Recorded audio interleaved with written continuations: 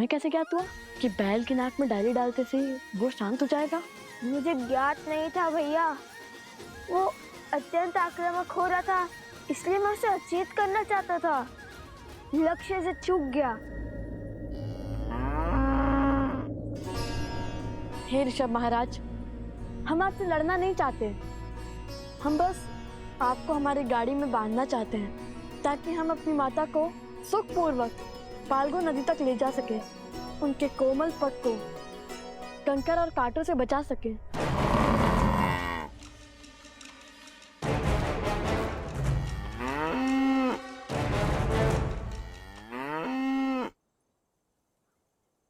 भैया लगता है मान गया।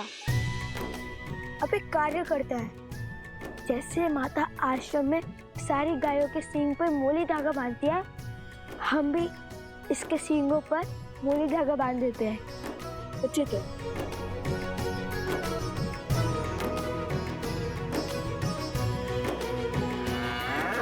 जाओ भैया।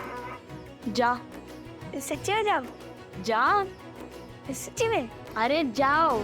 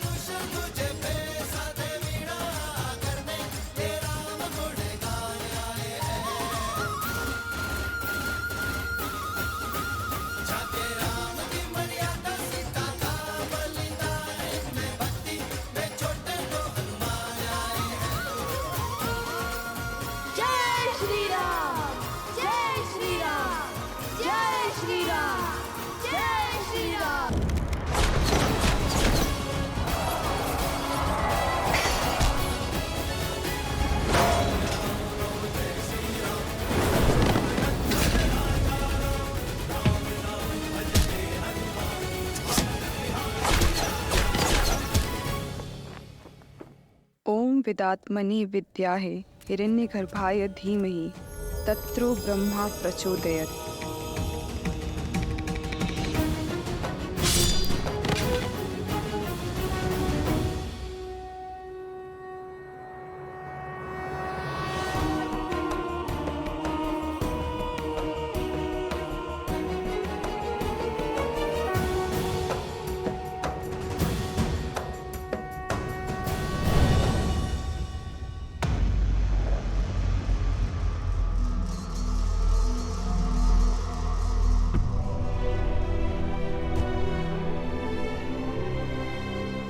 सेनापति, आंखें खोल बहन।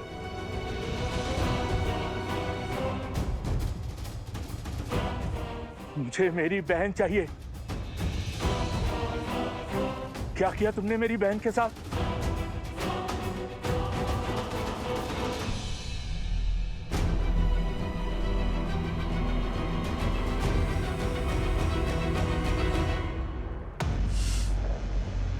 बालकों को नहीं मार पाया वृषभासुर। भैया अब हमारी बैलगाड़ी सज्ज है, अब माता को कोई कष्ट नहीं होगा।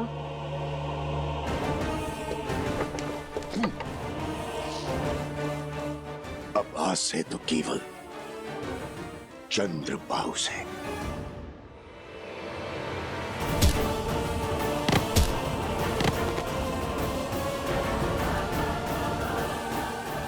आज पिताश्री को मुझ पर कितना गर्व होगा। मैं शीघ्र ही राम की मृत्यु का शुभ समाचार दूंगा।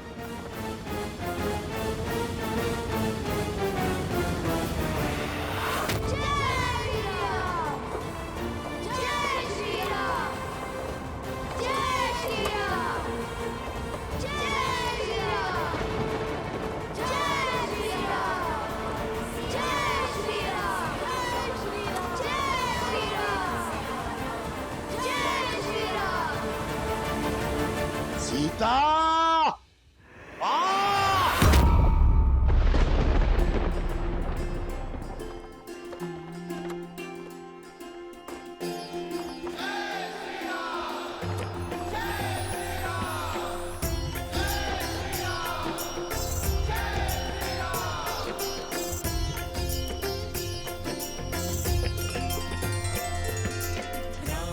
अयोध्या की ध्वजा है। लगता है ऋषियों का कोई समूह उस पावन धरा में प्रवेश करने वाला है। आप कभी गई हैं वहां? बहुत सुना है धर्म की इस नगरी के बारे में। वहां के सुंदर सुंदर वन उपवन, कल कल बहती सरयू नदी, इक्ष्वाकु वंशजों की बड़ी बड़ी प्रतिमाएं और राजा राम का सुंदर महल।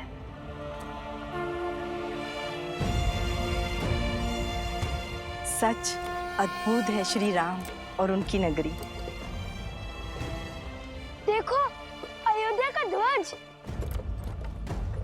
संकेत समझ रहे हो जादूगर?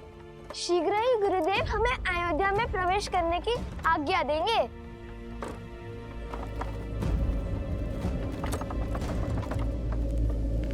लगता है वातावरण बिगड़ने वाला है।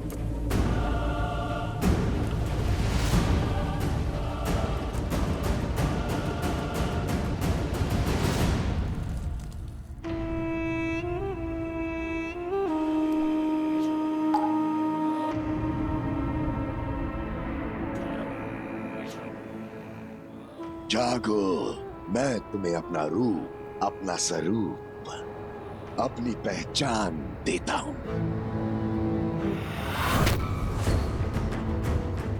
अपने महाराज को मेरा संदेश दो। इंद्र से जागने का समय आ गया है। अधर्म का आतंक फैलाने का समय आ गया है।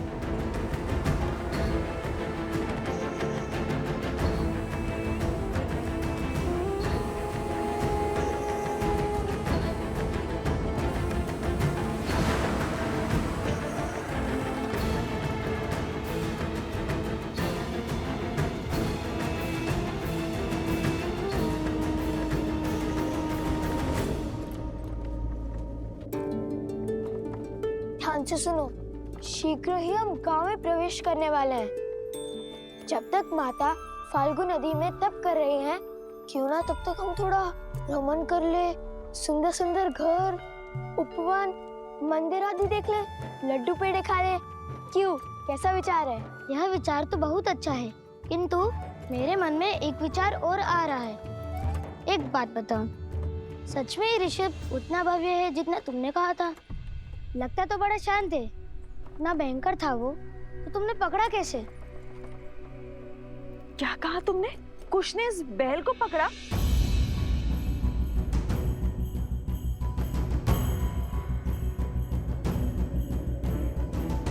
सुना आपने गुरु माँ, कुश ने उस अनियंत्रित वृषभ को अपने नियंत्रण में लिया। अच्छा, अब तुम असत्य भी बोलने लगे हो। सत्य कह रहे हूँ माता, केवल मैंने नहीं किया, जो भी किया हम दोनों ने किया, है ना लव भैया? लव?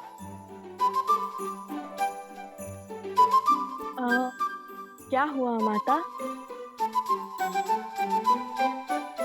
मुख बंद नहीं रख सकते थे? क्षमा कर दीजिए भैया, वो मित्र पूछ रहे थे तो मैंने बता दिया।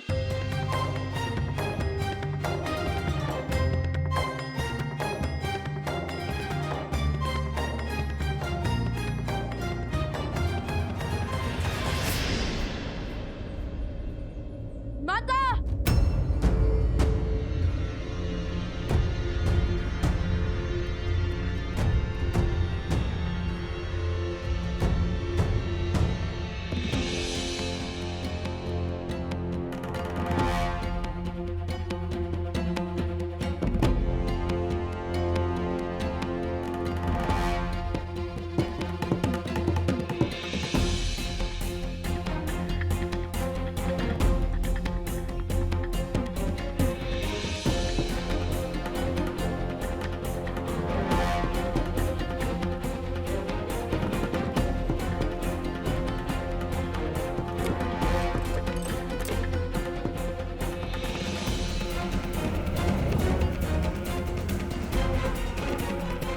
यहाँ तो ना घर बचा, ना मंदिर, ना लड्डू।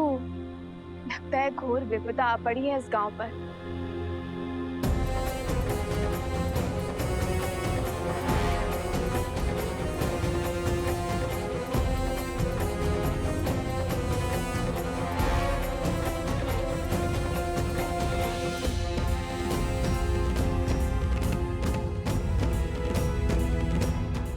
कुछ उजड़ा हुआ है माता, परंतु वो देखो उत्तर की ओर, वहाँ अभी भी एक वृक्ष है, घना वट वृक्ष।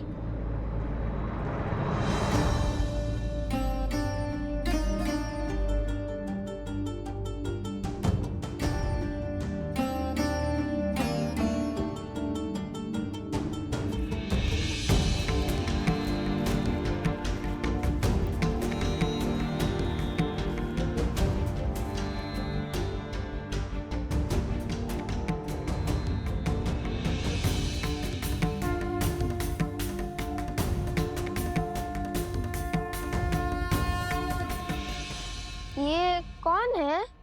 हमारे रक्षक हैं ये ना होते तो उस दुष्ट ने सारी सृष्टि को दूषित कर दिया होता।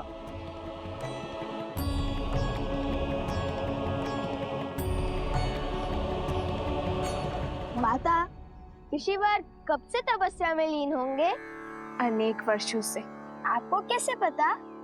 गांव के प्रमुख ने मुझे सब बताया। बहुत उपकार किया है इन ऋषि ने इस क्षेत्र पर। इनके तपोबल से ही ये केवल एक वृक्ष जीवित रह पाया है, अन्यथा आसपास का सभी क्षेत्र विष से पीड़ित होकर रिक्त हो चुके हैं, और जो बचे उनको कोसों दूर चलकर जाना पड़ता है शुद्ध जल लाने के लिए। अपने पूर्वजों के द्वारा बसाई धारा को छोड़ना सरल कहाँ होता है।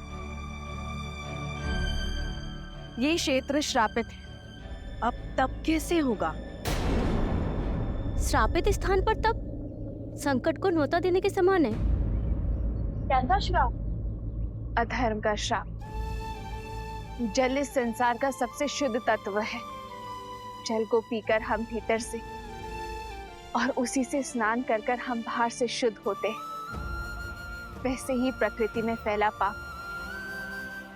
जल से ही शुद्ध होता है, किंतु जब पाप अपनी सीमा लांघ देता है तो वो मानव की दृष्टि से बच निकलता है, और तब सबसे पहले जल ही अशुद्ध होता है। पाप को रोकने के लिए पापियों का संहार करना ही होगा।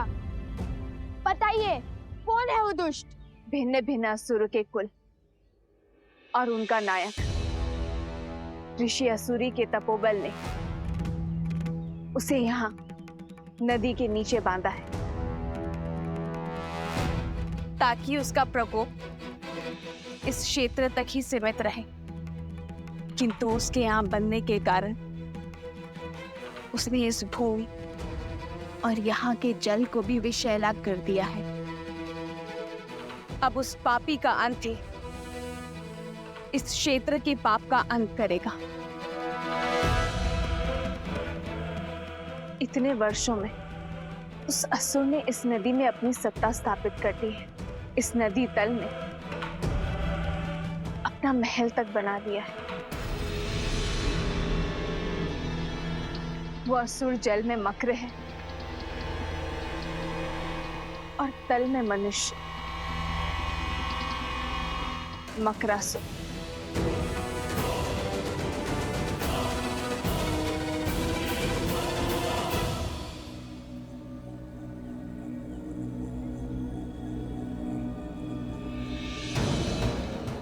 आओ मकरासुर, आओ, तुम्हारी ही प्रतीक्षा थी।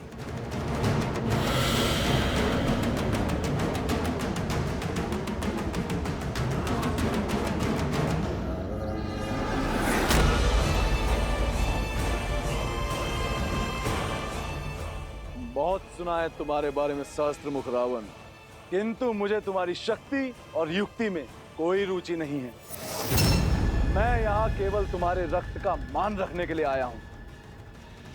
सुमाली जैसे असुर और पुलस्त्य जैसे महान ऋषि का अंश जो है इसमें। मेरी युक्ति को तुम्हारी शक्ति की आवश्यकता है मकरासुर। असुर कुल के अस्तित्व का प्रश्न है मकरासुर। यूं मुख मत मोड़ो। देवासुर संग्राम के अंत के साथ मानवों और असुरों के संग्राम का शंखनाद हो गया। पूरी मानव जाति एक साथ असुरों के विरुद्ध आकर खड़ी हुई है। ऋषि यज्ञ और तब से हमारी शक्ति छीन करते आए हैं। ऋषि साधारण मनुष्यों के सहायक बन बैठे हैं और मनुष्य ऋषियों के संरक्षक। जल के बाहर जो भी हो, मुझे उससे क्या। मैं अपने राज्य में सुरक्षित हूं। देखो, धरा पे कैसा अकाल छाया है और यहाँ नीचे मैं साक्षात देवराज की भांति आनंद में मग्न हूं। ये राजपाट मेरे बल का प्रमाण है। गांव के गांव मेरे भय से खाली हो गए।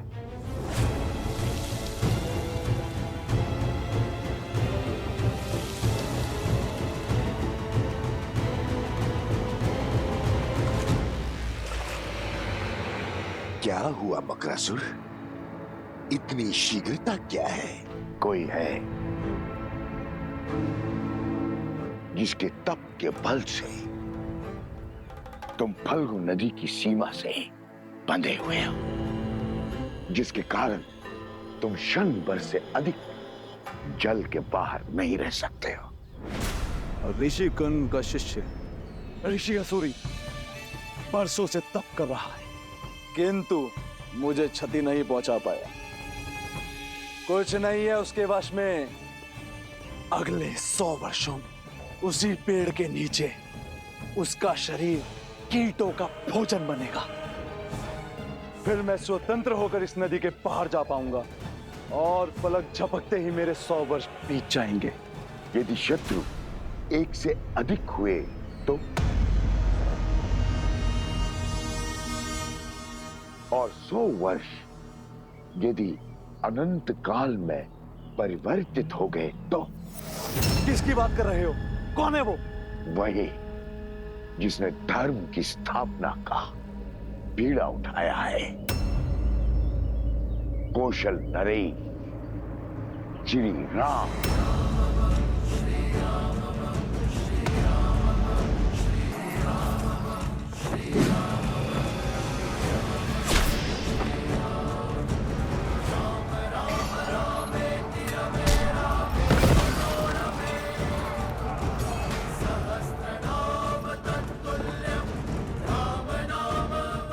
यही क्या वीर चंद्रबाहु का अंत हुआ? ओम विदात्मनि विद्याहे हिरण्यगर्भाय धीमहि तत्रो ब्रह्मा प्रचोदयत्। ओम विदात्मनि विद्याहे हिरण्यगर्भाय धीमहि तत्रो ब्रह्मा प्रचोदयत्।